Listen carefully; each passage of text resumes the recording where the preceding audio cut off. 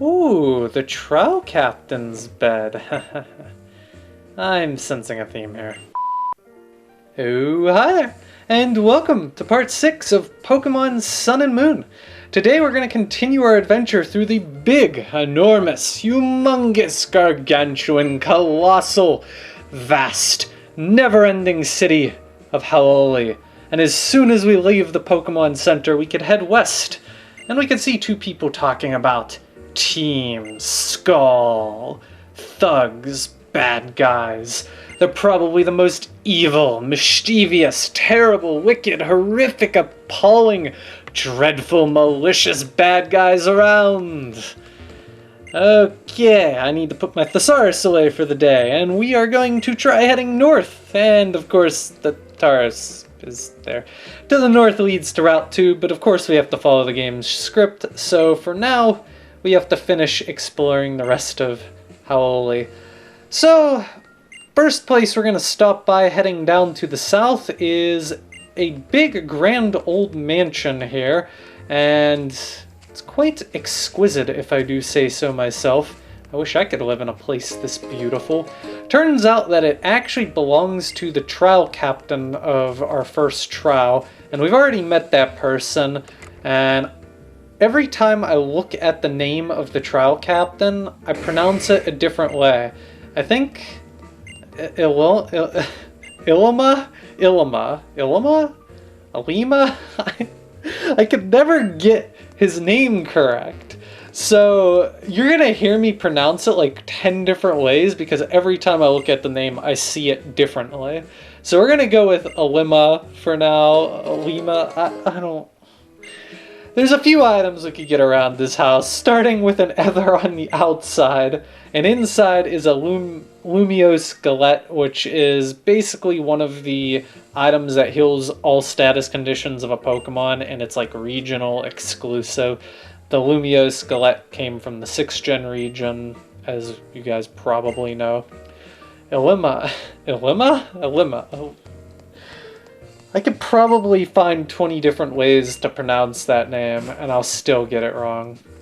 If you head upstairs, you could go visit his home. I showed it in the little opening blip. I ended up running around like an idiot, so for the sake of time, I'm just going to cut it out because there's absolutely nothing of importance. There's also nothing of importance behind that gate as far as I'm aware, except more wild Pokemon. The wild Pokemon there are the same as the last video, so there's nothing new to cover for this video in terms of wild Pokemon. Our Pokemon are going to be exactly the same for this part. If we head into here, this is like the City Hall area. I think that's what it's kind of called. If you played the Pokemon demo for Sun and Moon, you'll recognize this place because this is basically where the demo started out. I was actually going to do a video covering the demo, but I ran out of time and I just decided to skip it.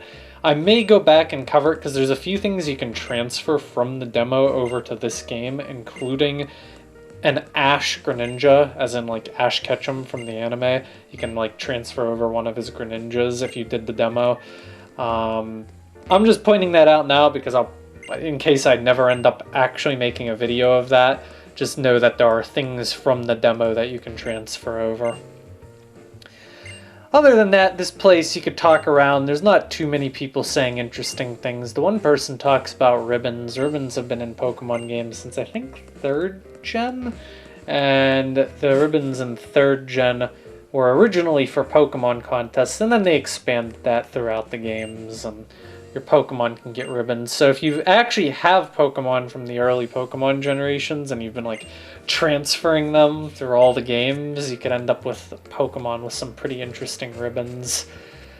If you head into this gate, there is an item laying on the ground. It is nothing more than a tiny mushroom. Tiny mushrooms can be sold for gold. The other gate will take you back to the other side once the wet paint dries.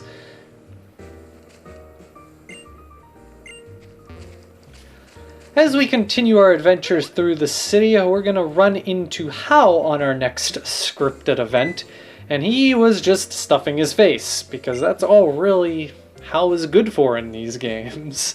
And he's going to talk to you about what I assume is pronounced Melisada, which is basically the specialty food item of Alola, similar to all the other specialty food items that I've mentioned throughout this walkthrough so far. So there are a few specialty Melisata shops around Alola, and based on where you go, some of them will feed you different types of Melisata. Basically, each Melisata shop will have 2 counters. The right one will sell you a big Melisata. The big Melisata is basically the same as all the other regional items. It's an item you can take with you and it'll heal all the status conditions of a single Pokemon. The other counter on the left, depending on where you're at, will sell you bitter, dry, sour, spiced, or sweet Melisata. And basically throughout Pokemon games, the nature of your Pokemon tends to determine what kind of things it likes to eat. So in the case of sweet foods, hasty, jolly, naive, and timid-natured Pokemon like sweet food, so they will appreciate having sweet Melisata.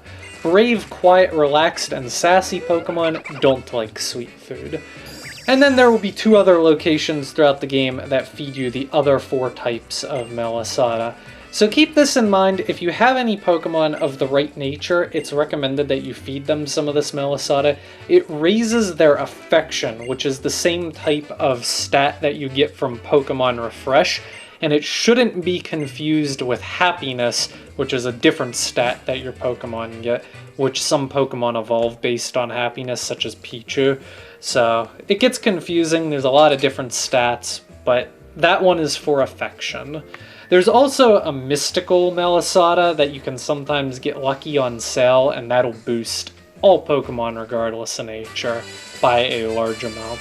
If we head down here into another grassy area, you can grab yourself the TM49 Echoed Voice. It's not a particularly good TM, but it's still early in the game, so if you have any strongly special-oriented Pokemon that are lacking a good 4th move, you can dump Echoed Voice on it right now.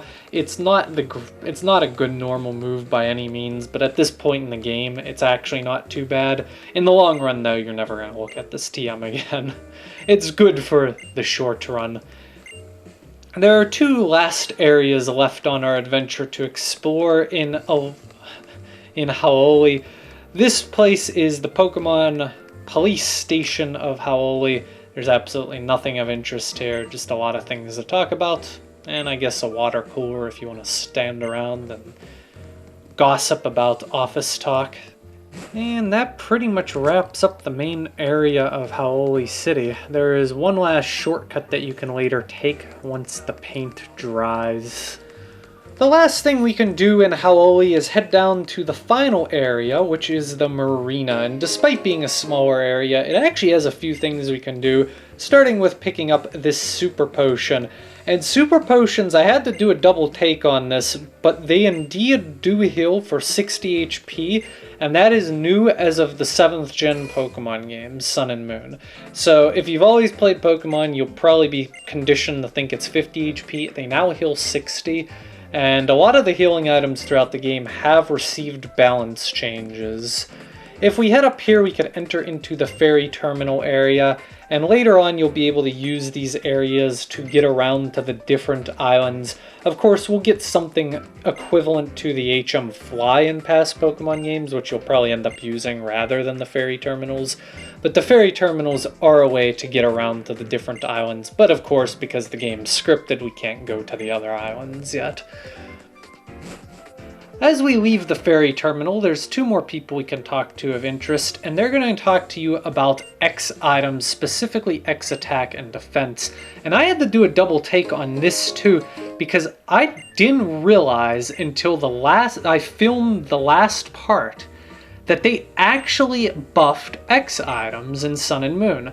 Now they actually sharply raise the stats of your Pokemon, and I did not realize this until just a few days ago, and I think I've changed my opinion of X items now. Before, I used to think that they were utterly useless except for very extreme situations. Now I still think they're not particularly overly useful, but having a few on you might not be a bad idea, just in case you get yourself into a pinch of a battle that you struggle to fight.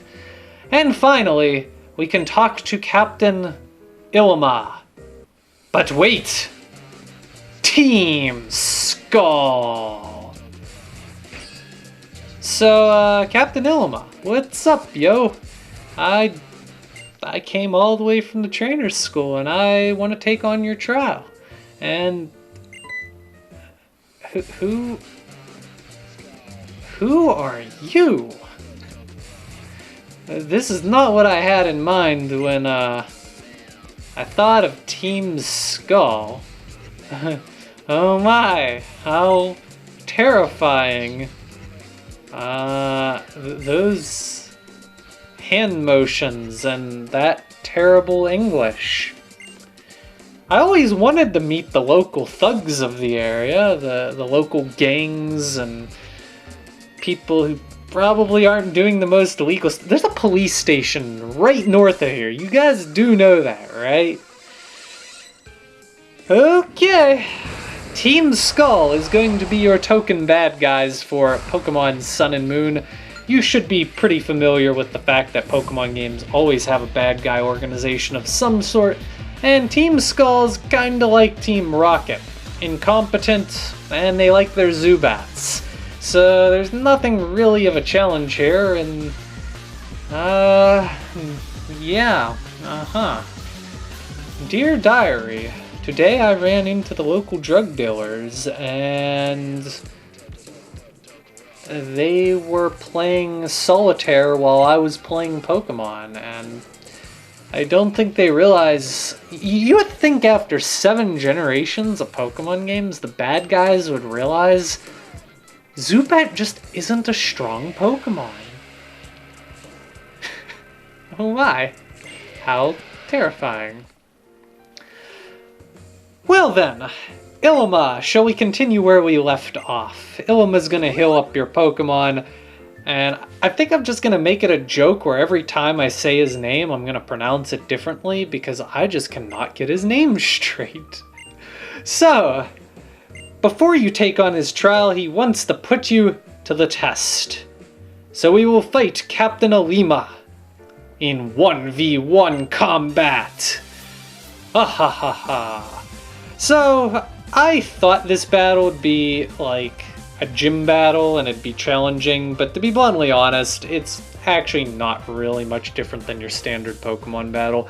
He's gonna start off with a Yungoos as the moves Pursuit, Leer, Tackle. It's a little bit stronger than your run-of-the-mill Yungooses that the preschoolers have been using, and he makes some weird hand motions, and his standing pose in the background is really bizarre, but I guess that's just how he gets into Pokemon battling. The real thing to note of this battle is he does have a pretty unique Pokemon called Smeargle, and Smeargle's a Pokemon that's capable of literally learning any move because it learns something called Sketch, which can copy moves. So his Smeargle is going to be specifically fine-tuned to counter your starter Pokemon. If you started with Rowlet, he'll have Ember. If you started with Litten, he'll have Water Gun, and if you started with Popplio, he'll have Leafage. So your starter Pokemon either needs to be a couple levels up on him, which shouldn't be that unrealistic at this point, or alternatively, you're going to have a second Pokemon to help you out with this Smeargle. And though he's not that much harder than your standard trainer battle, it is actually somewhat of a challenge. I consider Pokemon games to be particularly easy at this point in my life. I don't play Pokemon games for difficulty, but it is nice to see that the game isn't just something where you walk through it and just pound through everyone with one-hit KOs. You actually do have to put a little thought into your strategy. Anyways, bid the Captain Alola. We can now head to Route 2 to take on his trial. You know, I thought Alola was supposed to be a greeting, not a bid farewell, but I can't keep up with the culture of this strange island chain nation. Anyways, backtrack through this enormous city of Howley. Ilma healed you up before the battle, but he didn't heal you up after it, surprisingly, so make sure you stop by the Pokemon Center to do some quick healing up, because we are on our way to Route 2 for our first trial. But before we go, Lily has to stop us and say her piece about how she's a big failure at life and she can't even pick out her own clothes. Oh my. And she gets lost at every turn and corner. But I am on my way for honor and for glory. I shall be king of the island challenge. Don't worry, Lily. One day we can meet Tapu Koko Puffs again. I assure you that it will be a glorious encounter. You really need to put that thing in your bag on a leash or something, because he just does not want to stop making noises for something that's supposed to be secret. Oh yeah, the Taurus. I forgot about that. You're gonna make me pet it again, aren't you? You know what,